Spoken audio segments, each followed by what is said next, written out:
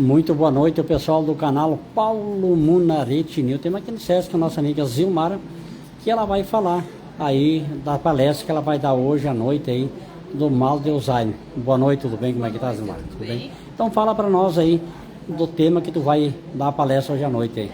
Então, a ABRAS, que é a Associação Brasileira do Alzheimer, tá?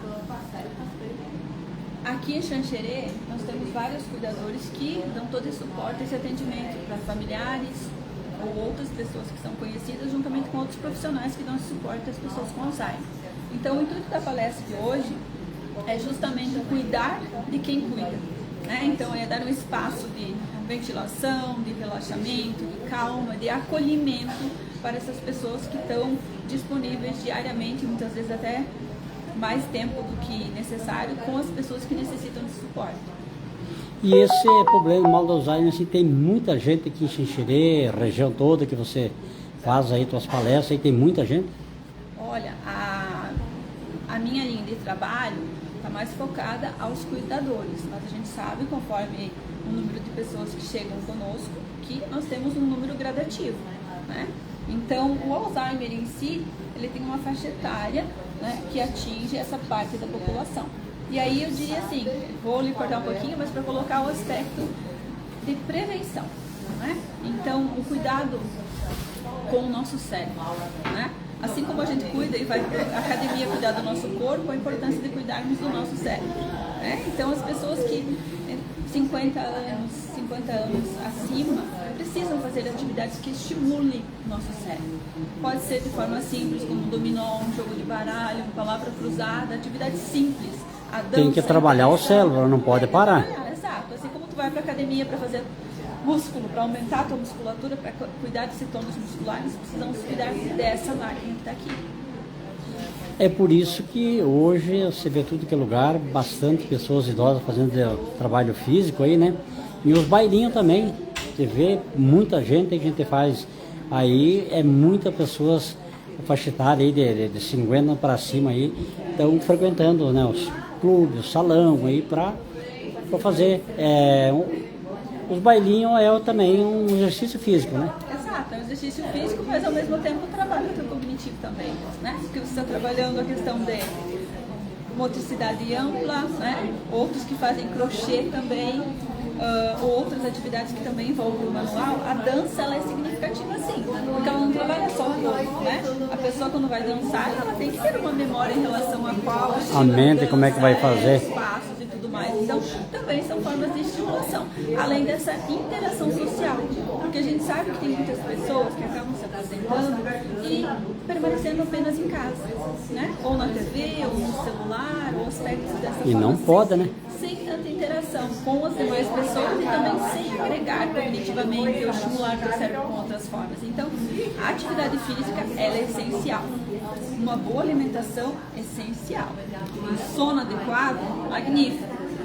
Você trabalhar também com ferramentas que estimulem o teu cérebro, fazer com que ele se mantenha ativo, são essenciais para a gente ter menos declínio em relação... E outra coisa também a gente vê em muitos lugares pessoas idosas jogando canastra, né? Isso. Tanto homem como mulher, né? Então assim, ó, aquele momento é um momento que eles ficam vidrados naquilo que estão fazendo, o cérebro deles tá, né? Aí é muito legal, né? Exatamente, é muito legal. E aí eu recorto para algumas situações. Se nós olharmos para os nossos avós, claro, poderíamos não ter tantos diagnósticos, né? Mas se nós olharmos para os nossos avós, o que eles mantinham como atividade? Né? Muito comum o filó, que a gente ouve falar. O filó, à noite, né? Exato, então não era só ficar em casa com a família ou ficar ali preso naquele contexto, as pessoas saíam. Chegava à noite eles saíam, né, fazer o tal do filó, né?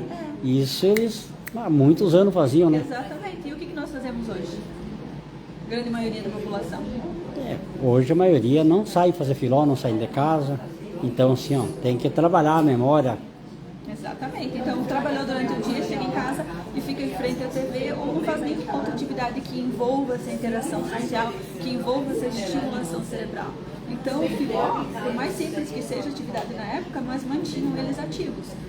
Conversar com os vizinhos, sair para trabalhar lá fora, trabalhos manuais, para fazer o crochê com a vizinha, para fazer uma receita, fazer uma bolacha. Porque vocês não Pede para a avó, pede lá para outra pessoa se elas tinham caderninhos de receita. Alguns registravam para passar para outra geração, mas grande parte deles, eles tinham tudo no cérebro, né? exato. E hoje a gente tem tudo onde? No celular. No celular, né? Então, me diz uma coisa, você que dá palestra aí, qual é a faixa etária de idade que já assim dá mal do Alzheimer? De quantos anos já começa isso aí? Olha, nós temos um declínio cognitivo conforme o nosso desenvolvimento, e principalmente um declínio maior se a gente não estimula o nosso cérebro, não mantemos ele ativo, tá? Mas hoje a gente já tem pessoas com 50, 55 anos com, como é que eu diria a palavra? Mas um declínio significativo. Então nós precisamos estar atentos a partir dos 60 anos em diante, o que está acontecendo. Realmente é um esquecimento, né? Muito comum, né? Onde que eu deixei o meu óculos? E o óculos está aqui na cabeça, né? Então, um ponto interessante é esses cuidados em relação à memória, ou à memória passada, e a dificuldade em relação à atenção à memória presente, porque gradualmente, como eu disse, nós podemos ter um declínio, mas eu preciso estar trabalhando essa estimulação para que esse declínio não seja tão significativo. Porque se eu observo fatores relevantes em relação a esses sintomas, eu preciso buscar um acompanhamento, uma avaliação médica para verificar se nós temos uma demência, nós temos Alzheimer efetivamente, ou nós temos um aspecto que está vinculado à atenção e à memória. Porque hoje nós vemos também que nós já temos um declínio de memória, né? Muitas vezes é o de atenção, pelo estresse, pela nossa correria diária, pelo celular, que ele faz grande parte do que seria a nossa memória e nossa atenção. E outro fator também nós queremos tudo muito prático, então a gente acaba não memorizando muita coisa. E pós-Covid nós temos um número significativo de pessoas que também mencionam a dificuldade de memorizar e lembrar.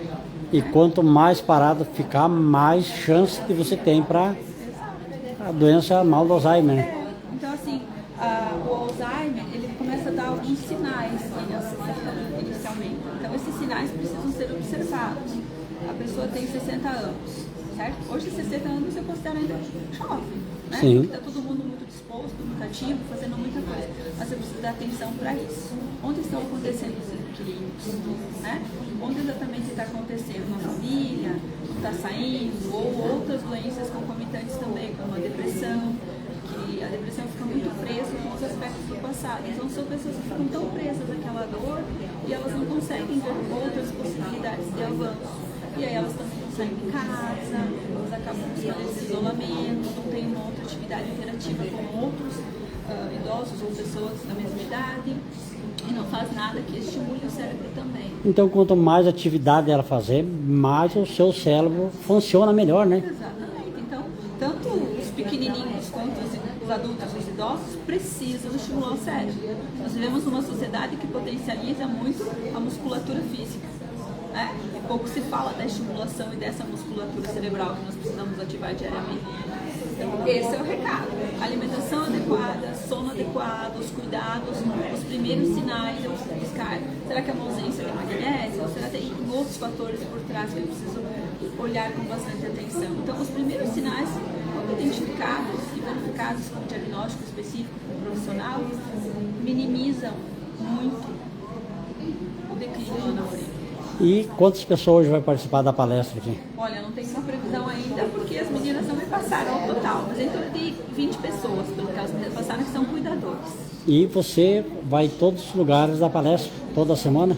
Então, é a primeira vez que eu venho nesse grupo, né? Eu sou presidente do grupo de adoção aqui no município, então nós temos mensalmente uma reunião com o grupo de adoção, né? E tem outros grupos que a gente acaba participando também, transtornos do espectro autista e questões desse sentido.